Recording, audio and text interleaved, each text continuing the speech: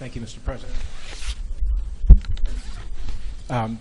Sir, you head back to the United States with the task of convincing the American people in Congress on two major foreign policy initiatives, the framework for a nuclear deal with Iran, and likely soon the decision to remove Cuba from a list of state sponsors of terror.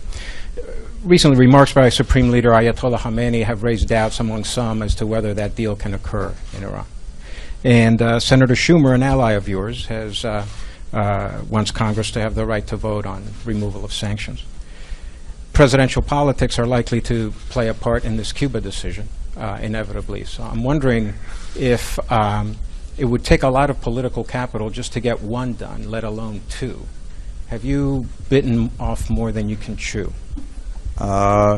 No. You may be surprised by that response, Jim.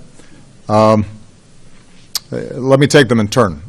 First of all, with respect to Cuba, there is majority support of our policy in the United States, and there's overwhelming support for our policy in Cuba.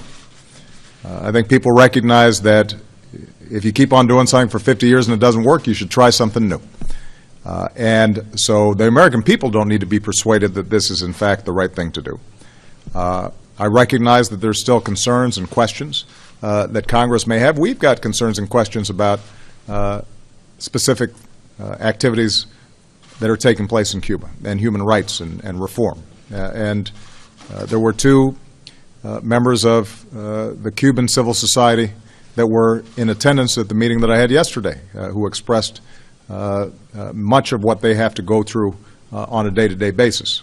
They were supportive of our policy of engagement with Cuba. And so I don't think that it's so much we have to persuade anybody. The issue of the state sponsor of terrorism list, as you know, the State Department has provided a recommendation. It's gone through our interagency process. I'll be honest with you, I have been on the road, and I want to make sure that I have a chance to read it, study it, before we announce publicly what the policy outcome is going to be. But in terms of the overall direction of Cuba policy, I think there is a strong majority, both in the United States and in Cuba, that says our ability to engage, to open up commerce and travel and people-to-people exchanges is ultimately going to be good for the Cuban people.